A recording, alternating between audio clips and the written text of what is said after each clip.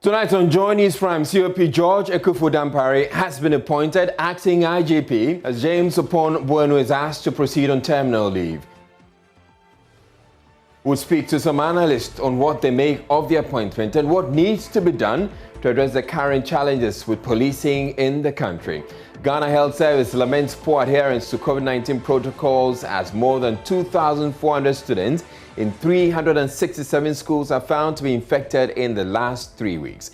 The Director General, however, says schools will not be closed. But what we have also discovered in our search when we went to do a response was an apparent disregard for the protocols that was instituted at the time the schools were reopened. Even when you go there, even the teachers, some teachers were not wearing the mask. Environmental health officers shut down popular eatery at Kwame Nkrumah Circle following visit by Joy Clean Ghana Task Force. In business nationwide demonstration, if Ghana's retail laws are reviewed to favor Nigerian traders. We will not accept the use of the Nigerian prohibition list as a leverage to seek amendment of our sovereign law.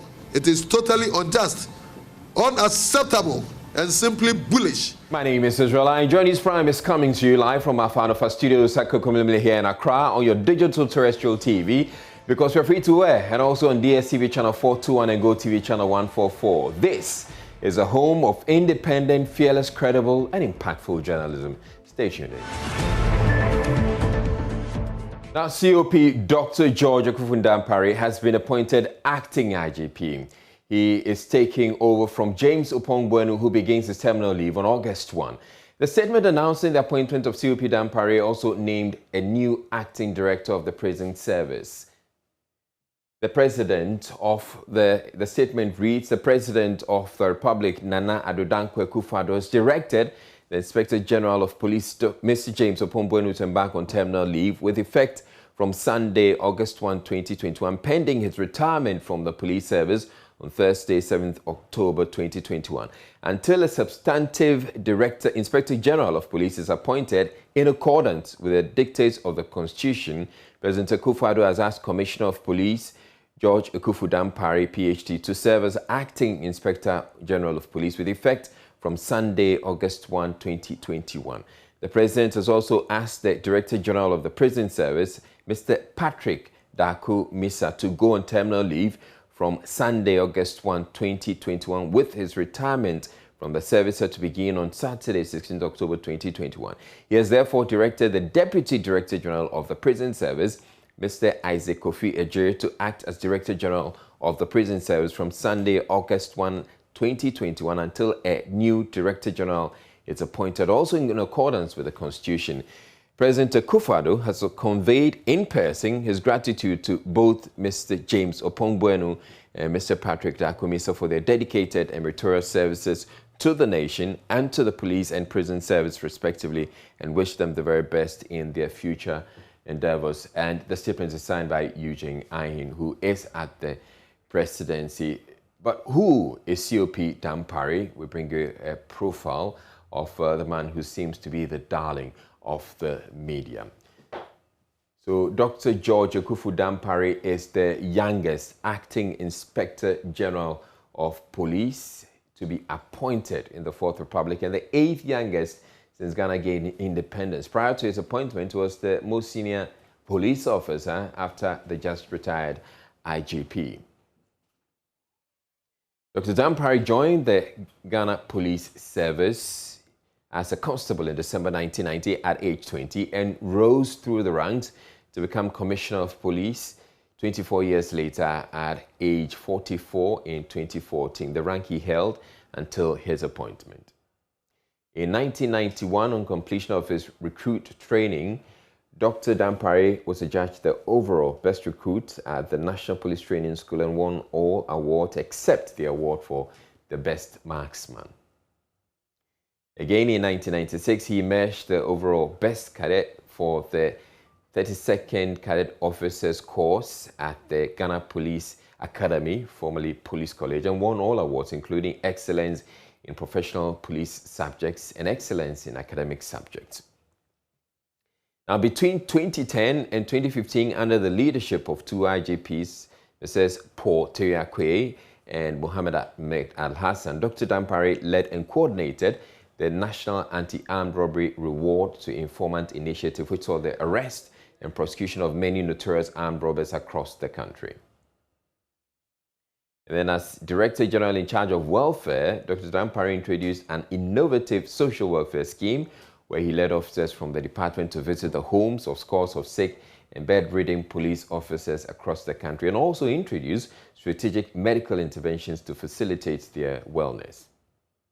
In 2013, under the leadership of the then Inspector General of Police, IGP, Mr. Mohammed Al-Hassan, Dr. Dampare led a team of officers working day and night to restructure the Armored Car Squadron unit into the formed police unit within a record time of 10 weeks. This task had remained impossible for over 15 years. The FPU has now become one of the police units undertaking internal police operations and international peacekeeping missions under the United Nations and African Union.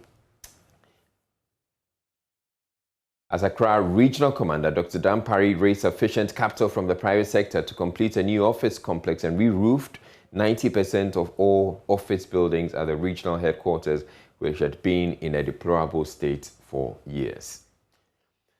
Now let's speak with Adam Bona, security analyst who has been holding us on for some time now. Now, thank you very much, Mr. Bona. I recall you had an assessment of who was best placed to be named IGP at the time James Upon Bueno was appointed. At the time, COP Dampare was one of the candidates, but you didn't think it was his time. I guess it's his time now. Would you agree? Well, I must say it is the absolute prerogative of the president to appoint who becomes the next IGP. And I would want to say congratulations to my brother, COP Ekufun Dampare, as he's, appointed as the acting IGP. And I'm hoping that he will eventually be, confirmed as a substantive IGP, and ensuring that the mess that we currently are witnessing within the Ghana Police Service is fixed, so that crime fighting would begin to be the core mandate of the Ghana Police Service. Yes, we did, a survey some time ago. We didn't poll him that time, but we did talk about him as being one of the candidates who the president could consider. But at the time, if you realize the president did something, it was at a time when James Upon Bueno was the acting IGP. And so, yes, we had done it, but we did also still expect that even though Upon Bueno didn't come up tops, he would look within and say, well, since you've been the deputy IGP, come on, become the acting and become the substantive IGP did at the time. And so I wouldn't want to take away his shine. I would want to say that once again, congratulations to him, and hoping that he's going to build bridges. The core mandate of the... I must say that the president has broken protocol. For a very long time, successive leaders have been appointing, retired and tired, IGPs, and some of us somehow would have to live with it. And so appointing a far younger COP to be, when I say younger, I mean by age, Commissioner of Police to be the, Inspector General of Police eventually, I think that is a right call, and I'm hoping that he will perform to ensure that crime levels are reduced in this country, Israel. Now, the statement from the presidency says he will be acting until a substantive IGP is appointed. You are saying that you are hoping that he gets confirmed. Should we be expecting a new man? Well, I'm not expecting anything, beyond he getting appointed. I have known this. In fact, I know James Upon Bueno, he was supposed to go, Intel I picked indicated that he was supposed to leave on the 1st of incident in a drug and the security challenges we had actually made his, dragged it. And so I am not expecting the president would not probably move on to appoint him as the acting IGP and eventually get somebody else to come. I am rather expecting the president to probably give him 2 deputies. I mean, they have to look at their police service regulation.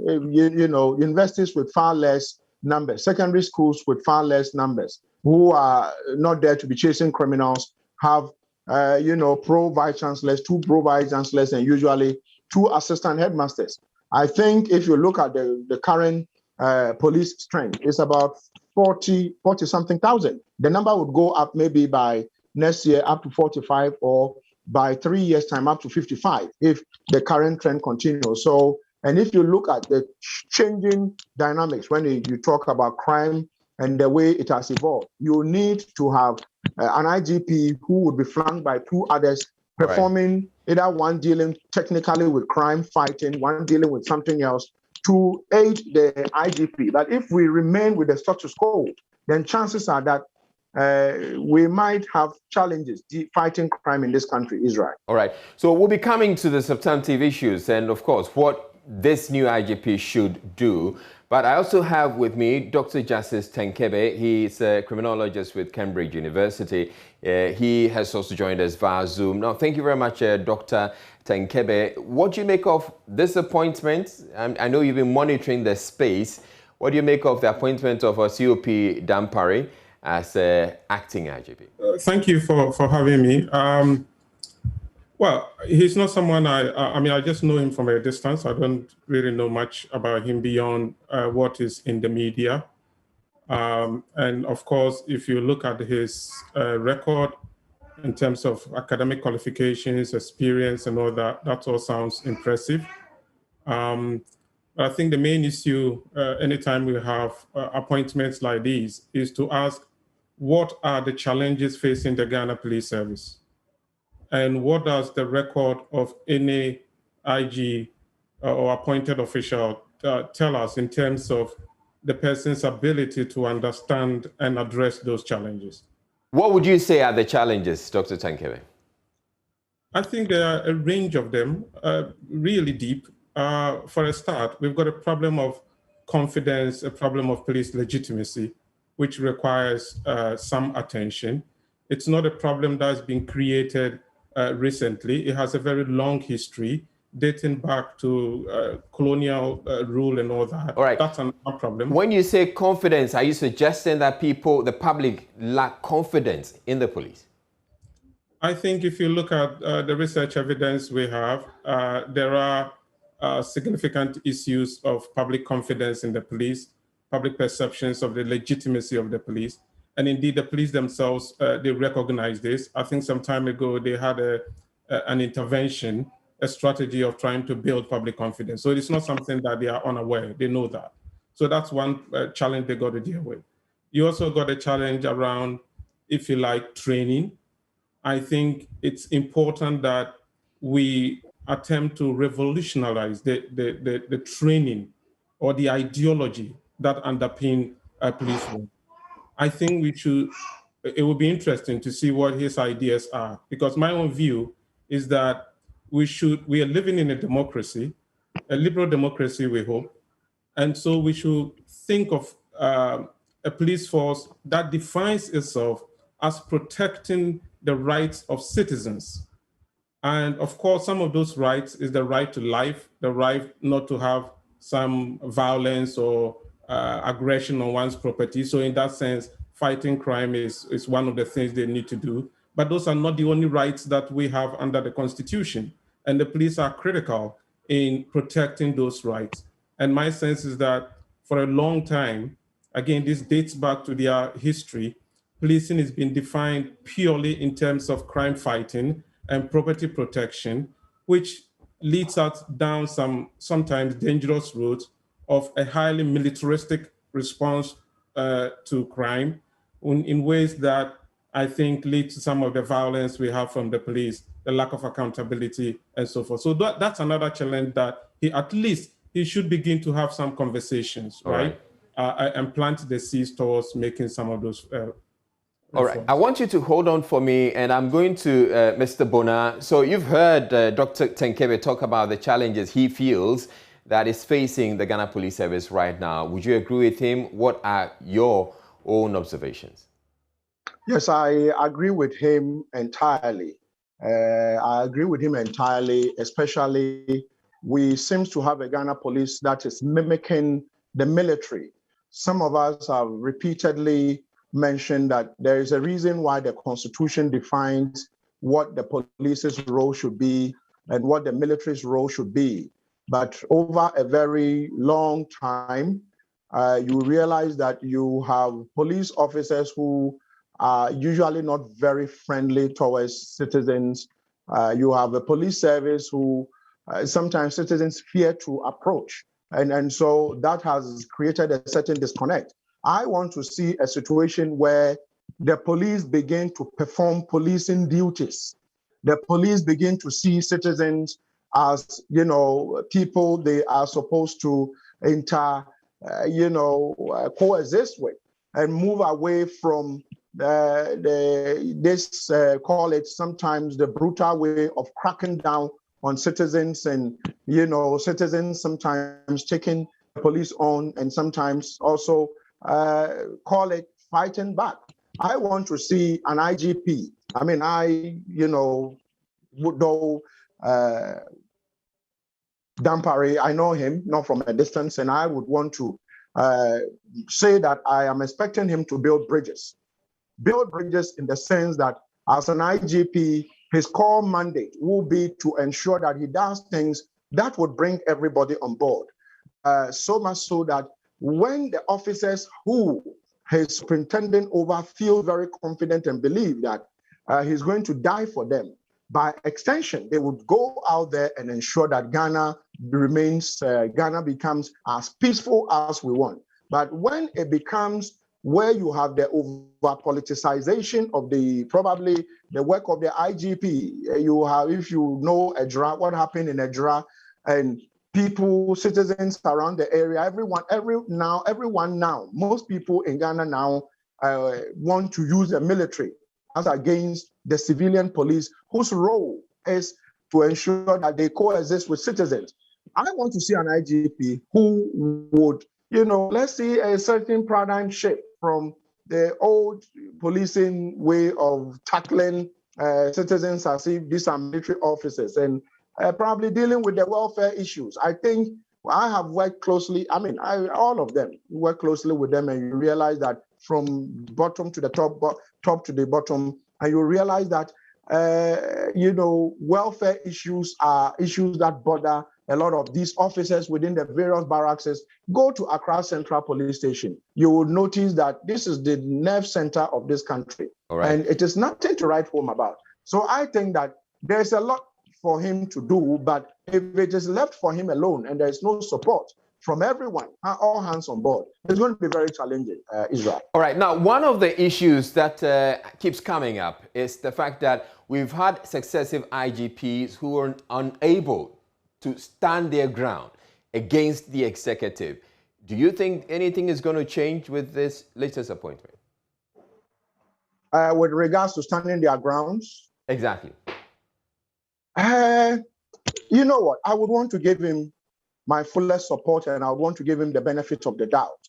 But looking at how polarized this country is, everything, when you drink water, depending on which side of your lips you use in drinking the water, you either MPQ or NDC. So I would want to give him that benefit of the doubt and see how is he going to approach, the young, exuberant politicians who sometimes want to take advantage of everybody. I probably, by the end of this year, let's give him by the end of this year and see how he's able to probably, this issue of politicizing his office and the little thing, IGP, office, they are calling him to let go this, to let go that, to arrest this person. I think if he's given a free hand, he would perform. But it would depend on he himself, how assertive he's going to be. At least we have had somebody like Peter Namfori. There are several of them. But in terms of how people perceive their own, security. It's a perception. Let's see, IGP Al-Hassan introduced the visibility. And what's the name? David Asante-Appiah, to my good friend, brought in the police transformation agenda. All these things were another way of trying to see how the police can be transformed. I think Dr. Tenkebe raised issue about training. Training is core. You cannot deploy police officers who are not trained. In the last year before elections, police officers went to police training. All right, we're having some challenges with Adam Bona. So we'll go to Dr. Tenkebe, and I'll put the same question to you. We've talked about having an IGP who can stand his ground and deal decisively when it comes to issues with politicians. Do you think that this would be crucial in the success of this latest IGP? Look, I think you ask a critical question, right? Because policing does not occur in a political vacuum. And indeed, as many criminologists have said, the greatest obstacle to reforming the police service, to making it more professional with integrity and all that, is corruption in the wider political environment. Okay, so he's being parachuted into an environment that is not conducive in that sense. So I think the first thing, this is one of the challenges that he... I think I told your colleague I'll be... This is one of the challenges that he has to try to address. But as we also know from the histories of many police services, political independence is not something that the political elites wake up one morning feeling good about themselves and they say, hey, the police service, you can have political independence. No, because the political elite in almost every country fully understand what a threat an independent police service means or poses to them. And so it's important that, as has been mentioned earlier, the police themselves have to be willing to assert themselves to make the sacrifices. And when I talk about sacrifices, they might be just a career sacrifice, right? To try to create a police service that is independent of political interference. So that is really key. Without that, unfortunately, very little will change. Justice Tenkebe, who's a criminologist with Cambridge University, and earlier we've been speaking with Adam Bona, who's a security analyst. We're taking a break here on Joy News Prime, but still ahead in the bulletin. The Ghana Health Service is lamenting poor adherence to COVID-19 protocols in schools, as more than 2,400 students in 367 schools are found to be infected in the last 2 weeks. The Director General, however, says schools will not be closed. But what we have also discovered in our search when we went to do a response was the apparent disregard for the protocols that was instituted at the time the schools were reopened. Even when you go there, even the teachers, some teachers were not wearing the mask. Environmental health officers shut down popular eatery at Kwame Nkrumah Circle following visit by Joy Clean Ghana Task Force. And position were higher than actually call rounds. On our manager. Okay. Workers that is back up. And then in business, Gutu threatens nationwide demonstration if Ghana's retail laws are reviewed to favor Nigerian traders. We will not accept the use of the Nigerian prohibition list as a leverage to seek amendment of our sovereign law. It is totally unjust, unacceptable, and simply bullish. Stay tuned in. We'll be back in a minute.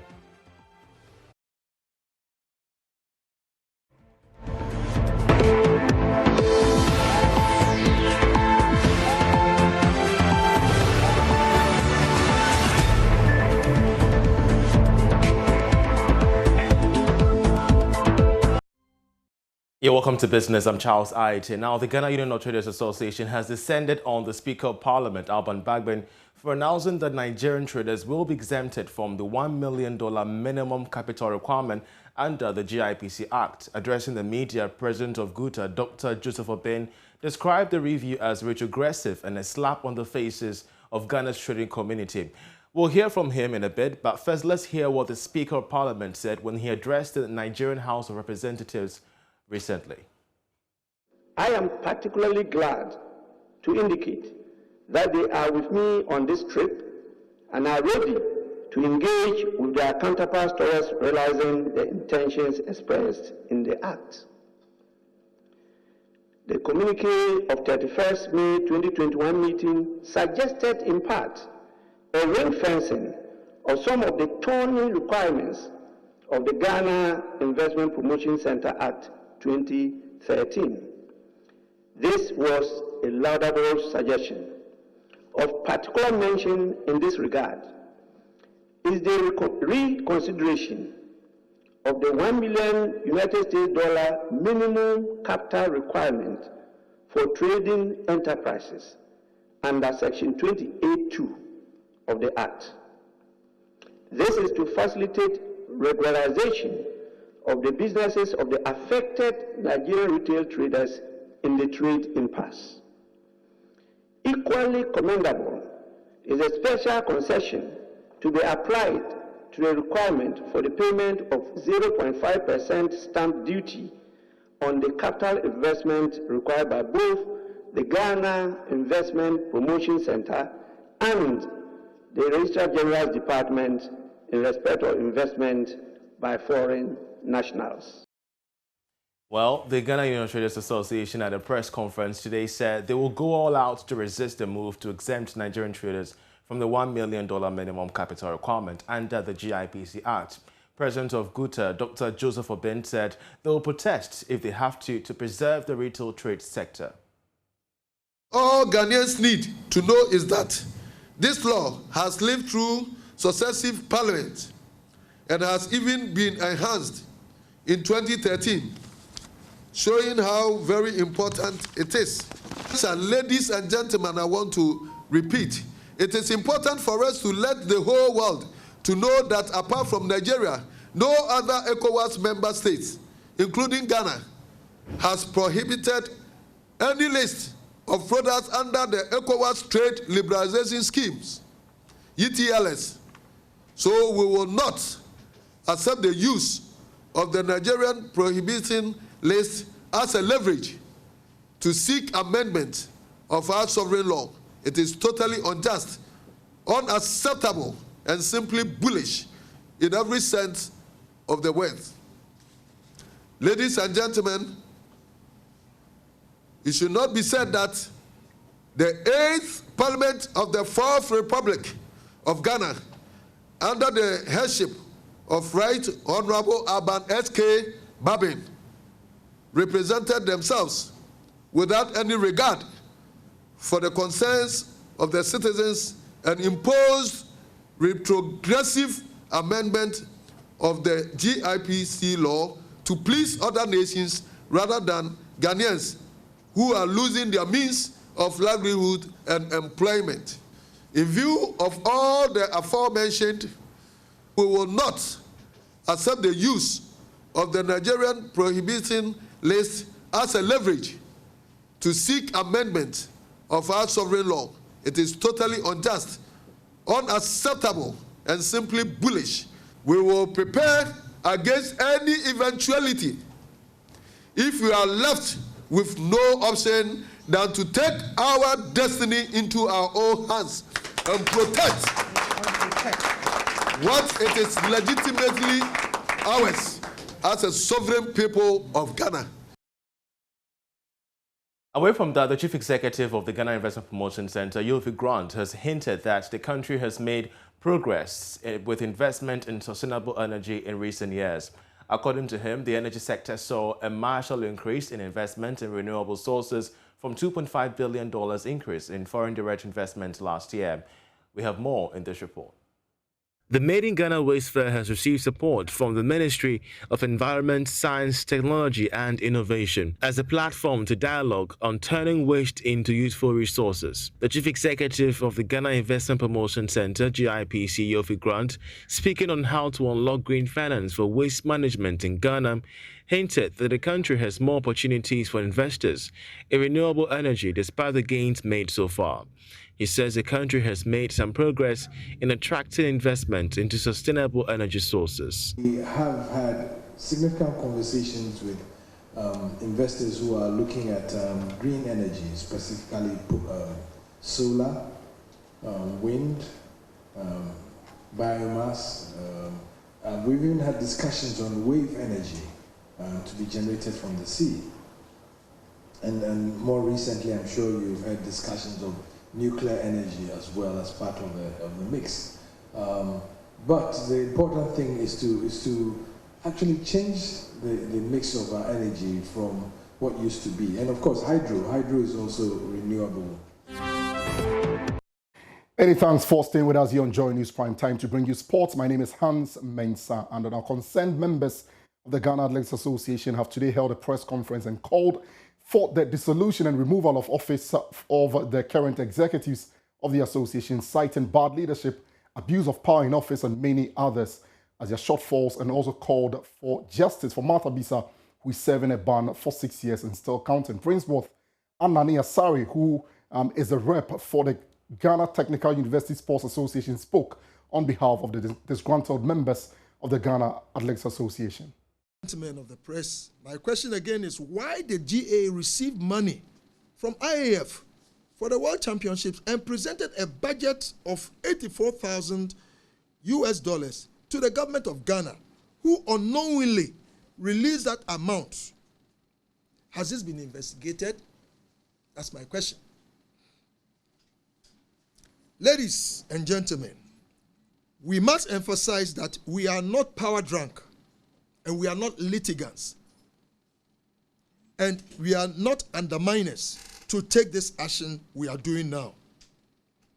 If the administration and management of Ghana Athletics had been fair and good with good governance and integrity conduct, we would not have gone this far. We leave this matter to the people of Ghana to judge whether we are doing the right thing or not. But we have this to say. You see this banner here? We are saying that free Martha Bisa and let her fulfill her calling in athletics. The issue of Martha Bisa has been on the table since long, from 6 years and down counting. And we ask government to intervene in this. We want fair, trustworthy administration.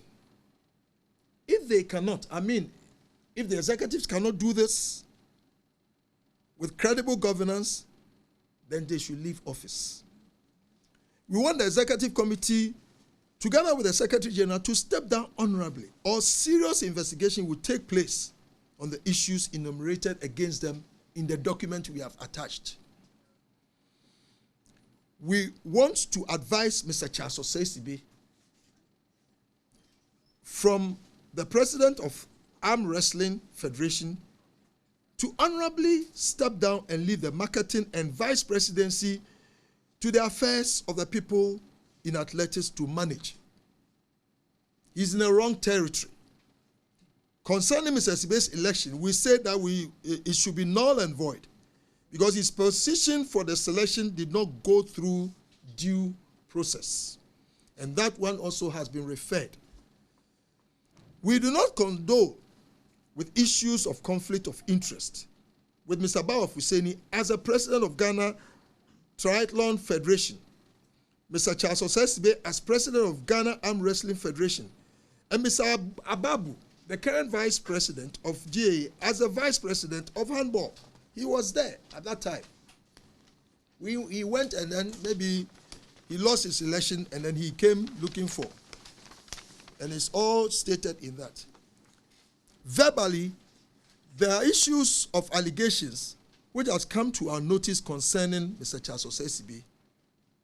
And as it has already been pointed out. Now, Ghana's parasport icon Botio Nkebe will not be part of Ghana's team for this year's Paralympic Games in Tokyo, Japan. The three-time Paralympian failed to make the qualification time. Here is President of the Ghana Paralympic Committee, Samson Dean. Go online and read the news from the MPC. We have always insisted that athletes have made qualification mark. Please, not athletes have qualified. Are we clear? You can go and Google from all the news portals. You will see and notice that we have consistently said athletes have made qualification mark. And I'm hopeful that maybe Peter has explained the difference between making the qualification mark and also qualifying for the games. It will go into a pool. IPC and their team will decide as to finally, June 23rd, right? Communicate to all MPCs across the world. Him and Yusuf Amadou competed for Ghana Para Athletics under the MPC. They gave the opportunity, please get this clear, they gave that slot to National Paralympic Committee of Ghana to select from our pool of athletes, male athletes, pool of male athletes. Are we clear? So meaning they did not tell us to choose from either Bocho Nkegbe or to choose from Yusuf Amadou. Fairly, we decided to look at participation to competitions and those who helped to secure the slot for Ghana. So it came to the MPC board to now decide. We could just also decide to give it to anybody. But after going through series of discussions and trying to look at what could be of benefit immediate in the future for Ghana, the MPC, through a ballot, voted to take Yusuf Amadou to Tokyo 2020. Now, some members of parliament have accused referees of fueling hooliganism in Ghana's domestic competitions with poor officiating. We'll bring you more in the second belt here on Joy News Prime. For now, that's it from me. For Showbiz, Becky Bex. Hello, Becky. Hello to you, Israel Aye. I'm speaking like that. Why do I even think that I sound like I'm speaking in UK accent? What are you even saying? I don't know. It's because I wanted to change my accent and it's not working for me. Let's talk about the Ghana Music Awards UK. So the organizers are in town. We're set for the launch on Friday. Right. So the awards has been going on for 5 years, and so they've added the Europe Artist of the Year. This is because they've realized how much impacts they've made in the UK, and so the European, other European countries are, calling for their inclusion. Their inclusion. So they decided that they will add the Europe Artist of the Year. They spoke on the AM show with Ibrahim Bembako. So that was Alodia and West Coast Promotion on the AM show earlier this morning. Let's stay in London because this weekend there's Ghana Party in the Park, and guess what? Doreen Avio is the host for this year's event. Congratulations to her. Yes, and we have the likes of Yao, his accent changed and all that. I don't know why Ghanaians are treating Yao Talk like that. He got to London and, everything changed. That has happened to Kanye, amid his divorce to Kim. We're looking forward to how this is going to turn out. Yeah. All right, thank you very much, Becky Bex, for Anytime. bringing us Showbiz. And that'll be all for Showbiz. Now, the latest wave of COVID-19 infections has swept through 367 schools in Ghana. According to the Ghana Health Service, 2,453 students have so far been infected in the last 3 weeks, with 238 of the cases still active. Updating the media on the country's COVID-19 situation, Director General Dr. Patrick Kuma Abwaje said they have observed a blatant disregard of the protocols instituted ahead of the reopening of schools, even among teachers. When it comes to the schools updates, we've had a total of 367 schools have recorded cases, with a cumulative total number of cases of 2,453. About 90% of them have already recovered. We have 238 active cases among the students from 6 regions. Ahafo has 2 active cases. Ashanti region, 151 active cases. Greater Accra is 75 because most of the Achimota cases have all recovered. Bono has 1, Bono East has 1, and OT has 8 active cases amongst the students. Volta region has recorded the highest total number of cases for students, and that's about 512 cases. And Northeast still remains the only region that has not recorded any case. The current situation notwithstanding, the Director General says he will not advise a total closure of schools in the country. I don't think it's going to be right, because we're looking at about 11 million people in school. And if you look at this number, it doesn't warrant that. You need to look at the fact that all of the new schools be recorded and Genome sequencing by the West African Center for Cell Biology of Infectious Pathogens is showing the Delta variant is the main driver of COVID-19 infections this month of July. Ghana Health Service data shows as many as 21 persons have already succumbed to the virus in the first 17 days of July. But the lack of adherence to the protocols, limited access to COVID-19 testing and contact tracing, among others, is proving a challenge to efforts to curb the spread. Speaking at the 2021 WACBIP Research Conference, a fellow, Collins Musita, said people traveling into the country remain a source of concern if the Delta variant is to be held in check. That the local transmission was initially dominated by the B.11 lineage until the emergence of the SARS-CoV-2 variants of concern, and transmission in the northern region was dominated mainly by the variant of interest, Eta, and the Delta variant, which was first detected in May in Ghana, is now leading in July, as we've seen. And air travelers were mostly the major source of variants of concern entering the country. I mean, that's not to say that other ports were also involved in the introduction of these variants of concern. And there are many unique variants within Ghana. As I mentioned, we have about 43 different lineages circulating, and which can indicate that there's an ongoing transmissions and potentially locally seeded outbreaks, such as what we've seen with the B.318 variant. The environmental health officers of the Accra Metropolitan Assembly have shut down the Kwame Nkrumah branch of Las Palmas restaurant over sanitation breaches. This was after a visit by the Joy Clean Ghana team revealed the popular eatery, which receives hundreds of patrons daily, prepares and sells food under unsanitary conditions.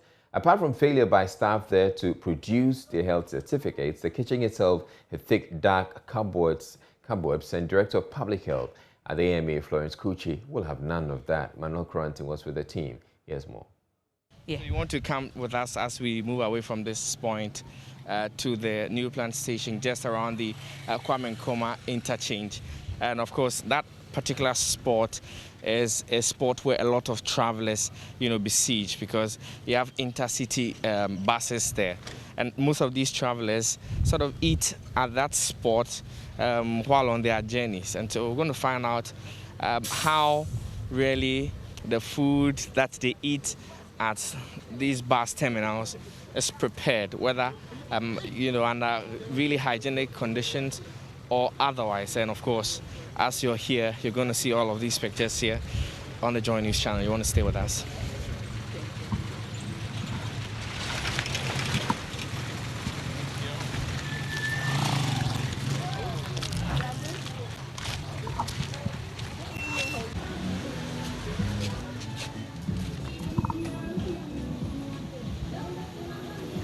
Madam Hannah Pacho, position were a higher than. Actually, call rounds. Oh, now I am manager. Manager, okay. Yeah, Dick. Workers, Nina, or my home with the cracker, that is back. Yeah, Basham toilet facility. Some say, hire baby, I hassle. Or be better, you have at Nana Yamakan, Mokramoha. Yeah, Basham toilet. I say, what the Yabako baby, I'm Munia Gianna and Sana Mudia by inside. And a baby, I'm Modemo Bolagu. And a baby, I'm Mojonso. Inti eno, any yepesa yeshe, yepesa or the yakosa near way. As we are going more being arranging medicals, no, your banana medicals now you're ready. I'm the Quabeca, and on the central. In farmer.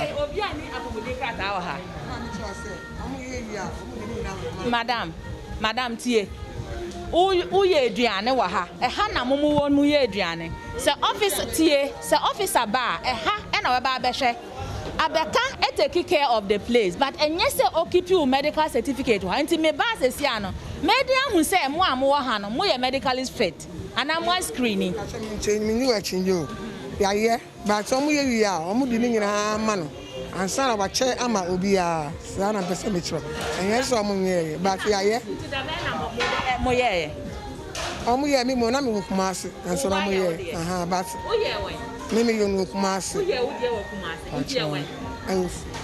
Onni bi. Obi pa afa. Onni. Senia, o de ye be check nia wo ka no. Ye be check ye pese ye hu medical certificate nti fra wa beka. Se mo niam wo hɔ a ɔmo fa mbra ye be ye inspection ni be wie na ɔmo de aba. Ye wie inspection na so ɔmo fa mba ya be lock up the place. Na munton aduano. What you say? Nti ye start nti wo so ye call. Na mo fa niam ne mbra. Na ye start nti fra obi no mbra na ɔne ye nko rounds. So what have we found out now? Yes. Pardon? What have we found out now? We have found out that their medical certificates are not here. And she is telling me that all their cars are at Abeka. That is where their head office is. And she herself being the manager, she hasn't also done it. And she's telling me she did hers in Kumasi. She said she was in Kumasi when they were doing it. So she did hers in Kumasi. So I'm telling her that she should call the head office. Abeka is just here. They can take an Okada and bring it to us, those that are here, so that we verify.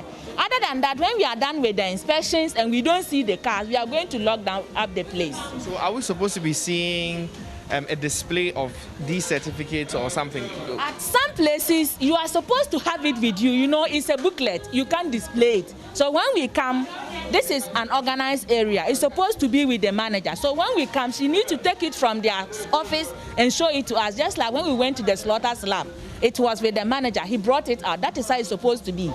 Yes. And so now, if they are not able to provide it, what's going to be the next line of action? That is what I said. We are going round. When we are done and we are not able to provide it, we will deem it that everybody selling food here is not medically screened, and we'll close down the place. Yes, we are accessing the kitchen itself where the food is prepared from. Our manager and mama.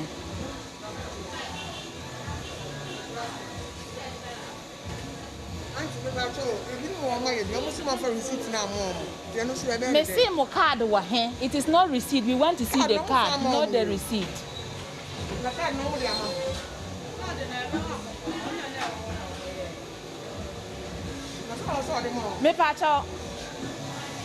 And so we are hearing a retorting of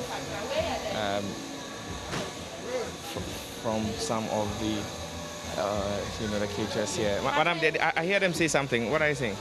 She's saying this woman said their cars at Abeka. She's also saying it's with somebody. The person was there when they did it. So we are still gathering the facts concerning the cars. So at the end of the inspection, we will know whether the cars are there or the cars are not there. Madam Bra, to Las Palmas is an eatery place where a lot of people patronize. Looking at their louvers was very dirty. There's no toilet facility in here. The cooks and the sellers, none of them is medically screened. Less than 48 hours after the arrest of a fisherman at the Tuabo in the Western region for flouting the closed season directive, 5 personnel from the Fisheries Enforcement Unit, Western Command, have returned from Elembele and Joro municipalities' landing beaches with 3 sets of monofilament net and 1 multi-filament net, all constructed into dragnet, fresh fishes and crabs.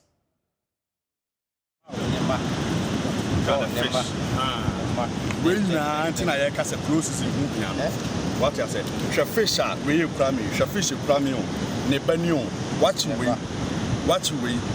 weigh so. It's now quite dear now, Copper.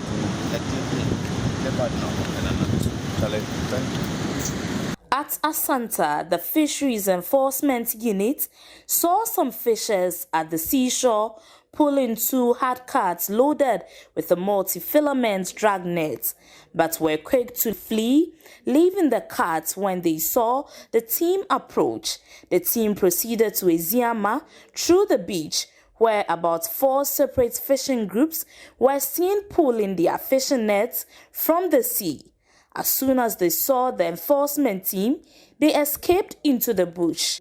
There was a quantity of live fresh fish and crabs found in the net sack.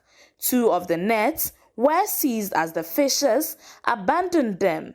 They managed to run away with 2 other nets. Leader of the enforcement unit, Nana Ajimano Pamwo, told Joy News the fishing nets have since been kept at the Fisheries Commission for further investigation and action.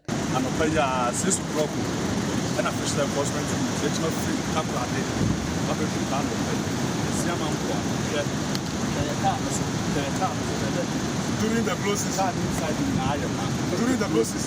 this is what the fishers of Eziama are doing.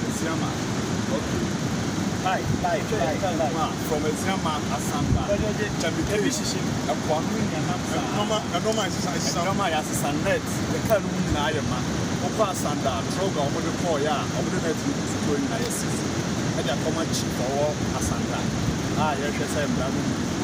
the period of cruise, look at what some fishermen are doing. Yes. Meanwhile, the enforcement unit is in search of one Bensil, whose fishing net was used in fishing on the 16th of July at Benin. For Joy News, in Athalia Kwansa, Western Region. The Nigerian is calling for calm as the community awaits ministerial committee report on the disturbances. He expressed a hope the Committee of Inquiry on the Ijura disturbances will do a thorough work to bring justice to all affected persons. Verima Osei Shedia II has appealed to residents to remain calm as the committee completes its report on the shooting to kill 2 people and injury to 6 others about 3 weeks ago. He has expressed satisfaction with the government's handling of the disturbances following the murder of social media activist Ibrahim Mohammed, also known as Kaka Macho. Oyeming of our security desk attended a community forum at Ijura and has come through with this report. On June 29, 2021, the farming town of Ijura turned into a battleground as rampaging youth clashed with armed security operatives. Sounds of gunshots greeted residents, some of whom had just returned from the cemetery to bury social activist Kaka Macho. The death of the activist sparked disturbances, leading to the death of 2 young men in the community. One teenager who received gunshot injuries with 5 others has had his leg amputated at the Konfanochi Teaching Hospital. A committee set up to probe the disturbances is yet to submit its report to the Interior Minister after 12 days of public sitting in Kumasi.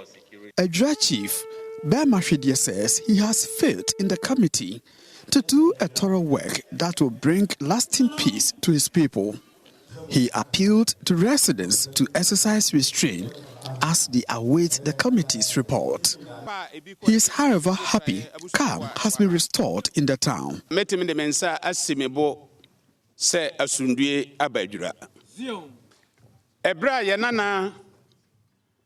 Kaka Ifran Intima Tintimono.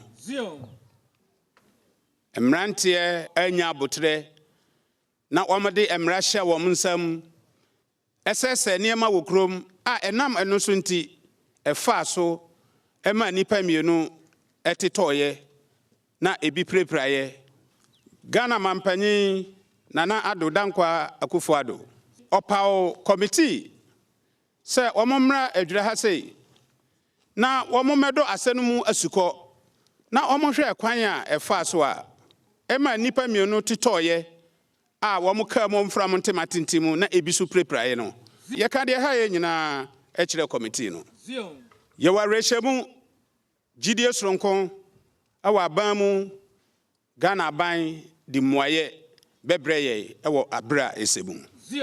Verima Shedia's advice was re-echoed by Nifahine, Nana Osei-Kwadwo Ansabi in an interview with Joy News. Our expectation is the committee has finished.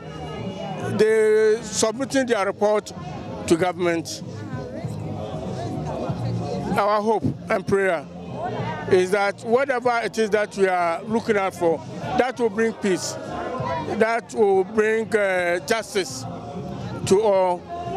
Sarkin Zongo, Alhaji Mohammed Suraj Alasan is backing the Edrahini to calm expectant residents.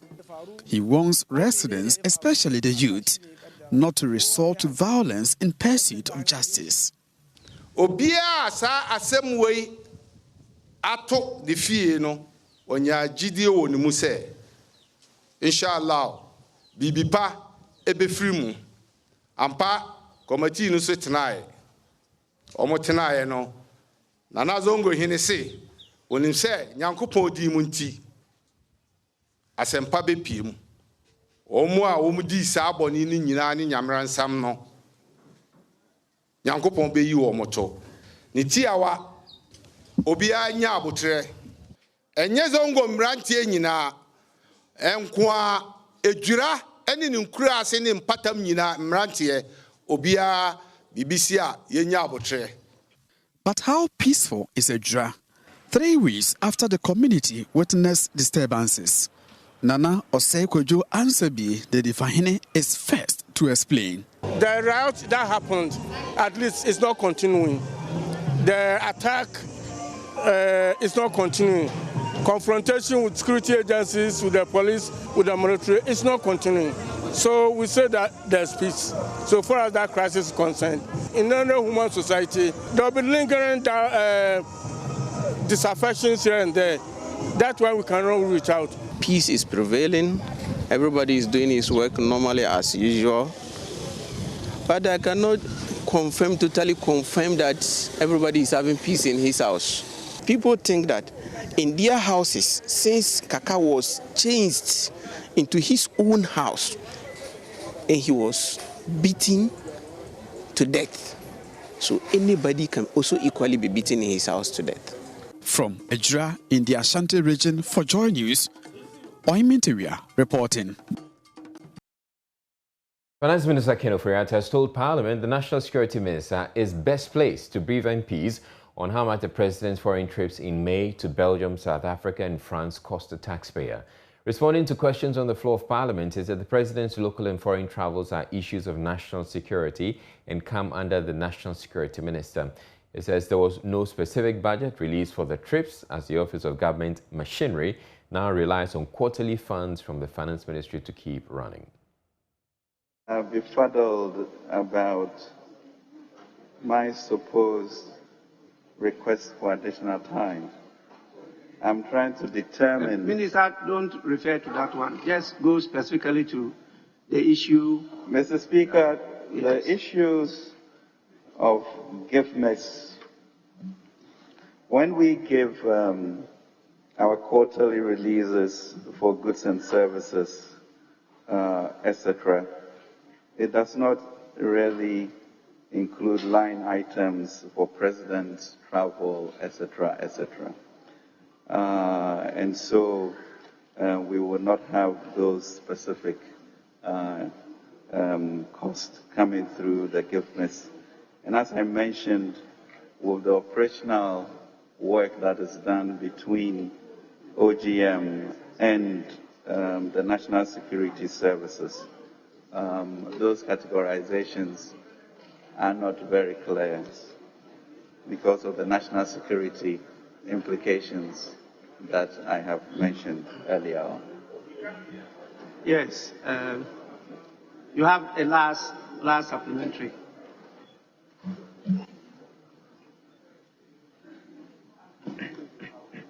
Right, Mr. Speaker, my final supplementary question. If I heard the Honourable Minister clearly, is the Honourable Minister telling this House that there are some payments that are allowed outside the GIFME system? Is that No, what the Honourable that's Minister... not what he said.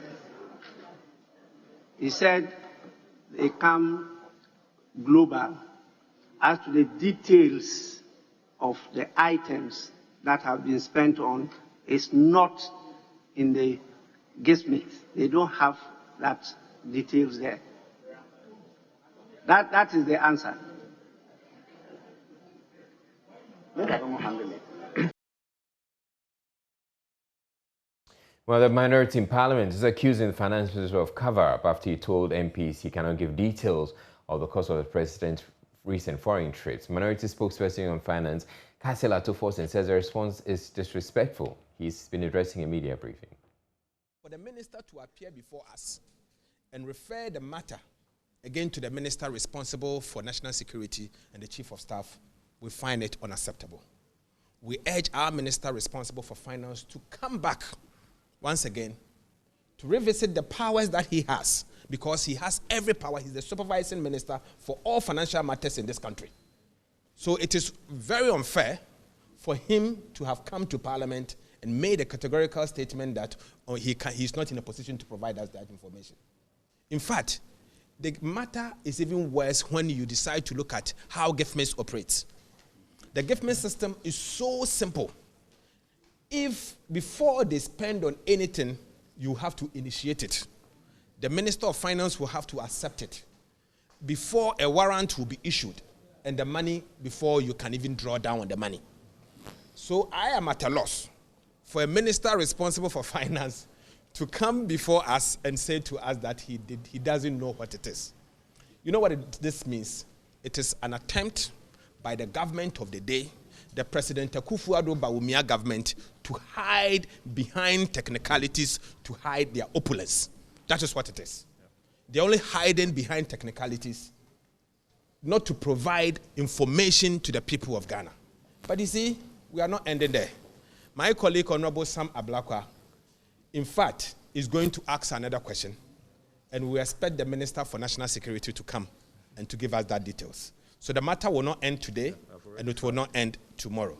He's here, and he will also speak to the matter. But let me conclude by saying that what has happened today is a bad precedent. It is not good for our governance. It has drawn our governance to the lowest level. We should not allow this to continue. The people's representative has the power to ask the question.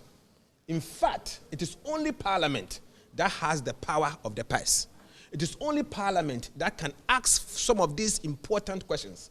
For a minister to hide behind some of these technicalities and not to give detail to the people's representative, I find it not acceptable.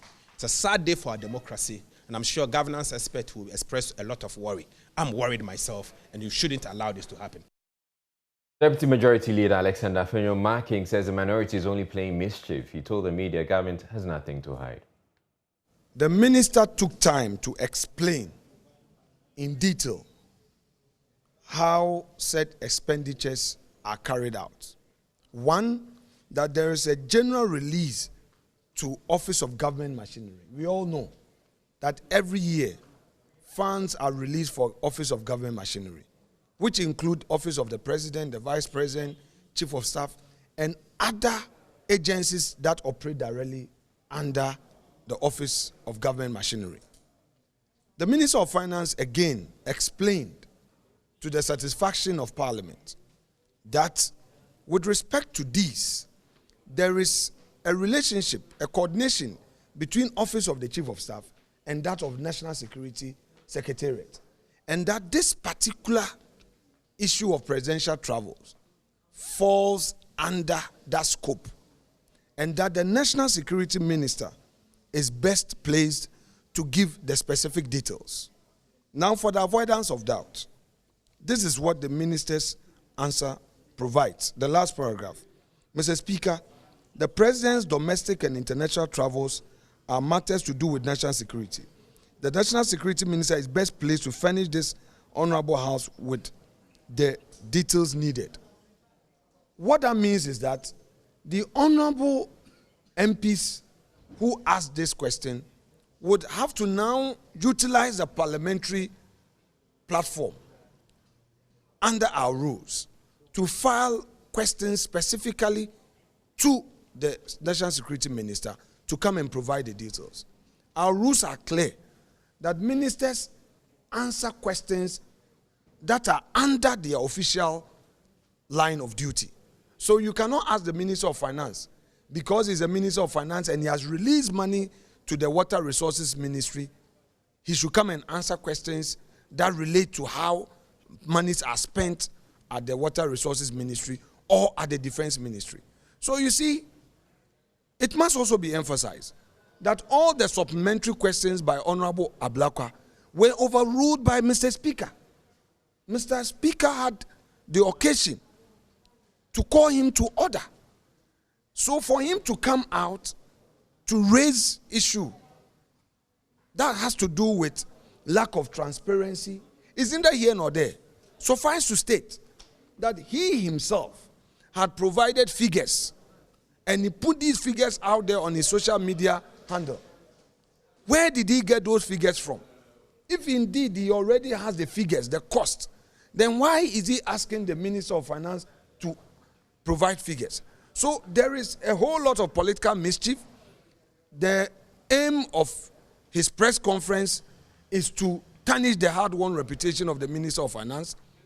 It is for political point scoring, and I am saying that if he is minded to know the facts, the opportunity is there for him to file a question to the National Security Minister to come and answer. There is no attempt by government to hide information from anybody. Watching Joy News Prime, we're taking a break to bring you more business. Stay tuned.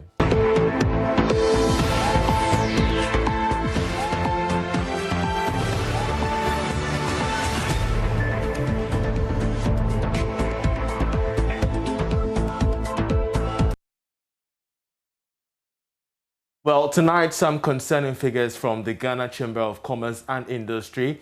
The first Vice President of the Chamber, Victoria Hija, has disclosed that about 3,000 companies in Ghana are nearing collapse due to unfavorable regulatory environment, including the present tax regime.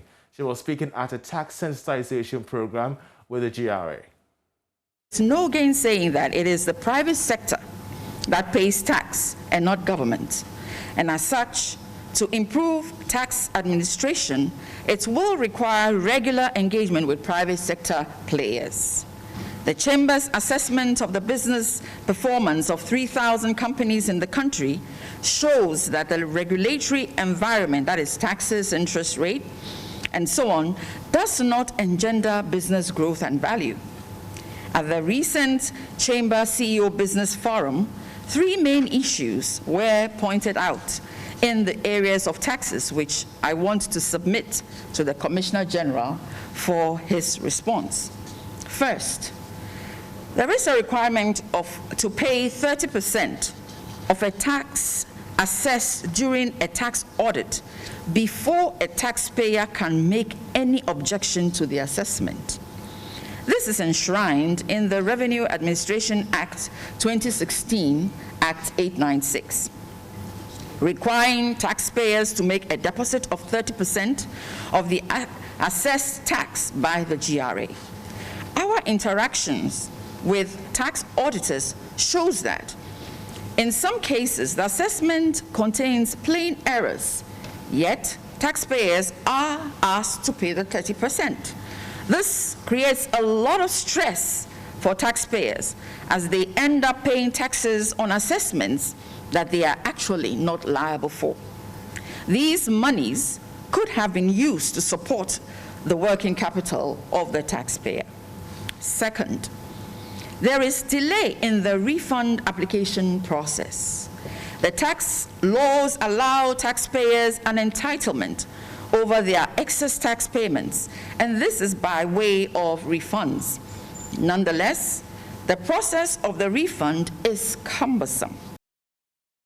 Well, meanwhile, the Commissioner General of the GRA says residents within some plush urban areas are culprits in tax default. Speaking at the Chamber of Commerce Sensitization on Taxation, Reverend Amishadel Busomwa announced some incentives, including waivers for businesses and individuals that voluntarily file their taxes. Find people who are above the age of 35 and below the age of 65 that lives, let me not say live, their residences are in the top 10 affluent places in Ghana.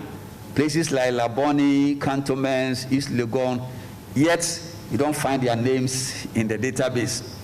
Fortunately for us, we do have their numbers, we do have the GPRS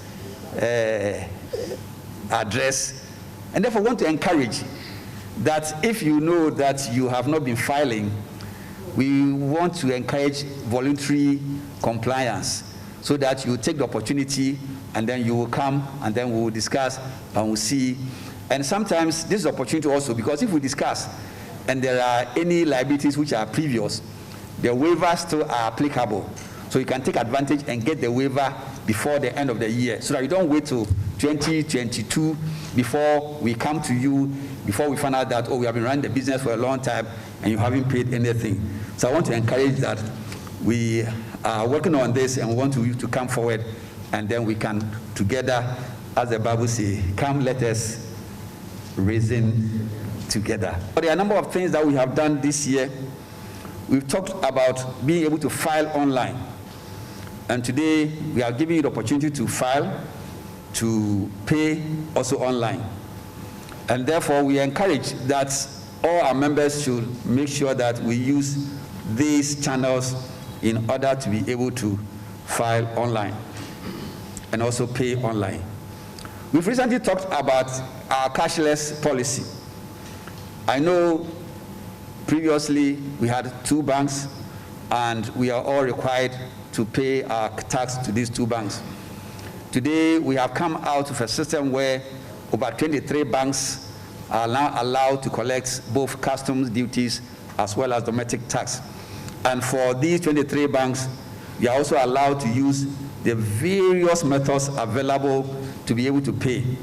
You can pay by Momo, you can pay by bank transfer, you can pay by SWIFT, you can pay by your card, and the various methods, and you can pay anywhere you are. Or you can walk to any of the banks and pay.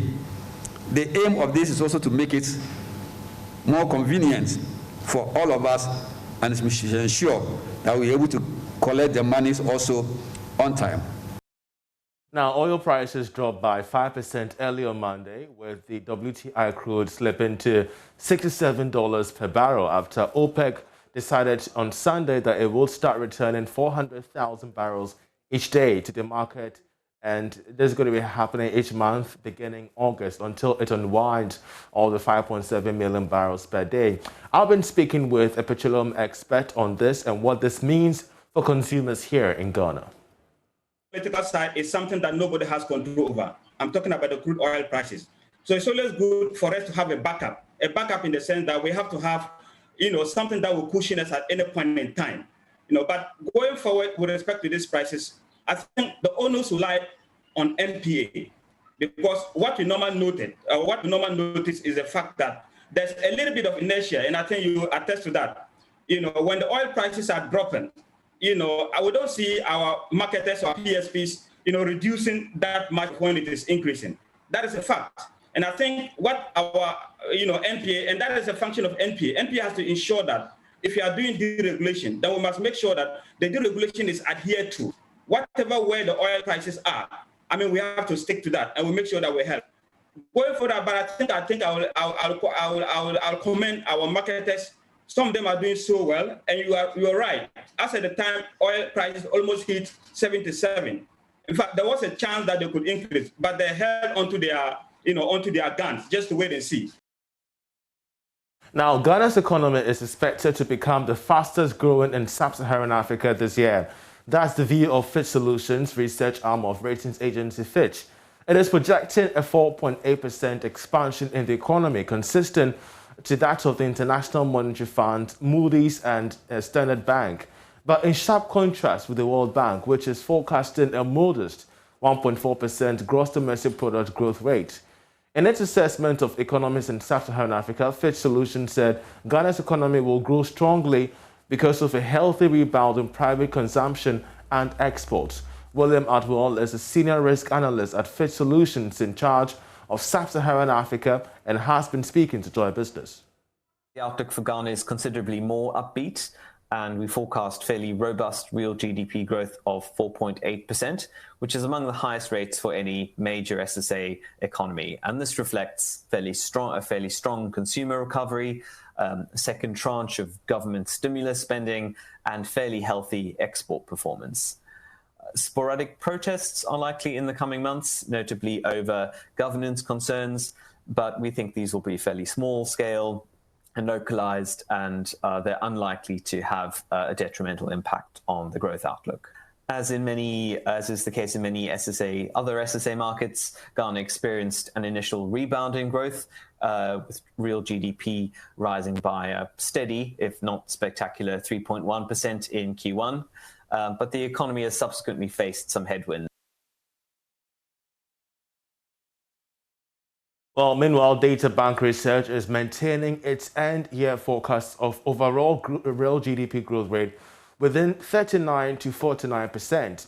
According to its latest analysis of the economy, the increased utilization of spare production capacity will sustain the recovery in the manufacturing and trade sectors. My colleague Charles Nixon-Yeboah has more. Data Bank Research said the high-frequency data shows ongoing recovery in economic activity, but the pace of recovery in aggregate or collective demand is sluggish as the post-lockdown wage growth remains restrained. Furthermore, the rising cost of production occasioned by the tax and transport fare hikes and higher fuel costs are downside risks to the expansion in manufacturing and trade. But the food harvest season in the third quarter and the main cocoa season in the fourth quarter should propel agricultural growth in the second half of the year, albeit with some risk from the unfavorable rainfall pattern across the southern sector. The economy expanded by 3.1% in the first quarter of this year, spurred by construction, manufacturing, and ICT. Data Bank Research pointed out that with the trade subsector also posting a modest growth of 2.7%, Ghana's growth pulse is gradually strengthening. Meanwhile, government will begin a gradual rollout of the 100 billion Ghana Cedis Ghana Cares program from today over the medium term. Well, the International Monetary Fund is warning that the Ghanaian economy will still face significant uncertainty in the coming months.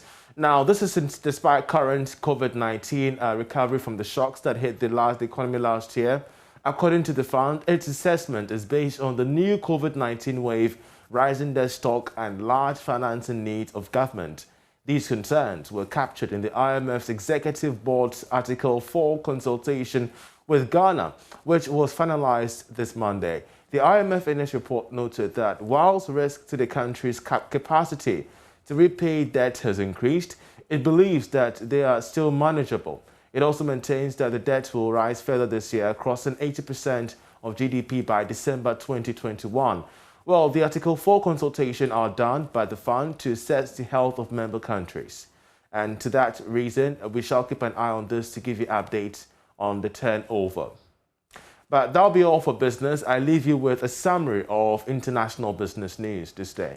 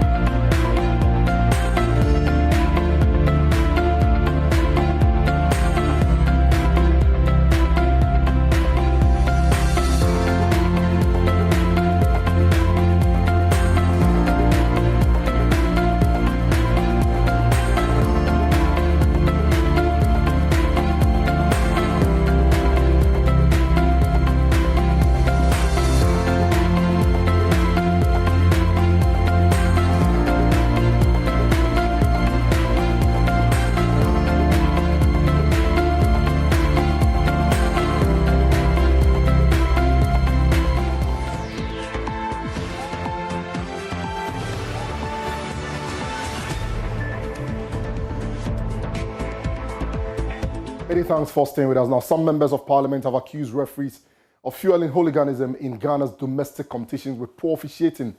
Sunyani East MP Ameyaw Treme and Deputy Minority Chief Whip Ahmed Ibrahim claim the only solution to fighting the canker is through good refereeing, while ranking member on Parliamentary Select Committee on Sports Kwabena Woyome wants stadium ban for hooligans.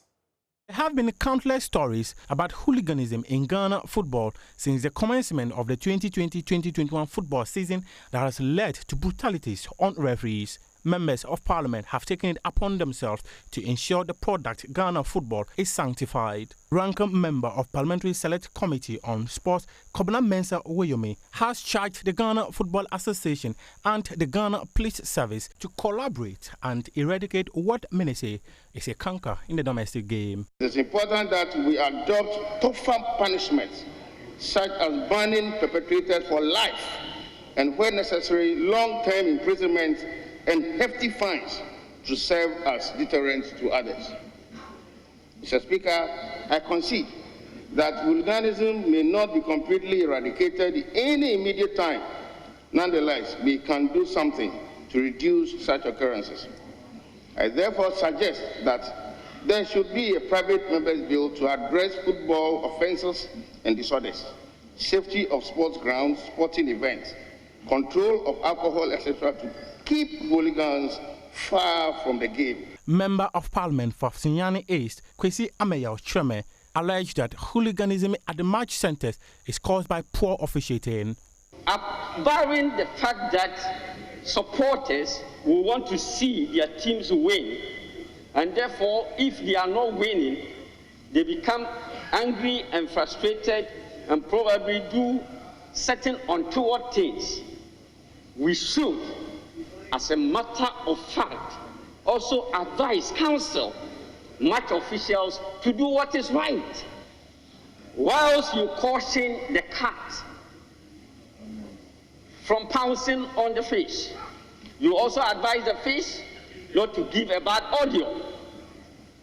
Deputy Minority Chief Whip Ahmed Ibrahim echoed the position of Mr. Ameyaw, admonishing the referees to be fair in their decision-making.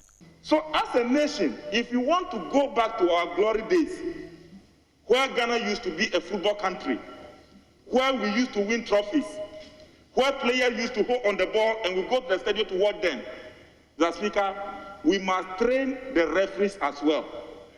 Because I can say that all the football hooliganism that we talk about are emerging out of poor officiating. In the 2020-2021 football season, there have been reports of about 17 cases of hooliganism in Division 1 and the Ghana Premier Leagues.